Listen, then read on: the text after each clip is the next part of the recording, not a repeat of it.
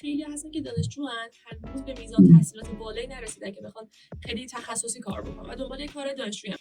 این تو ایتالیا چجوریه؟ الان من به عنوان مهاجر اومدم، میخوام سویل روالتر باشه، تخصصی هم اونقدر ندارم، علمی هم ندارم، میتونم کار دانشجویی ردیف بکنم، زبانم هم انگلیسی خوبه، بگیم ایتالیایی متوسط در حد همون سلام شد. یه چیزی هم بهش اضافه بکنم، اینکه ببین مثلا کشوری مثل آمریکا اجازه کار نمیده به دانشجو. کانادا یه ساعت خاصی داره. اونجا چه جوریه؟ اینم بگو. اینجا هم 20 ساعت در هفته میتونی شما اجازه کاری بدی. آره مثلا خیلی شبیه همه. مثلا هلند فکر کنم بذاره بیشتر، آلمان هم 20 ساعت فکر کنم، اینجا هم 20 ساعت. وقتی که تخصصی نداری، آره باید کارهای جنرال بیای انجام بدی.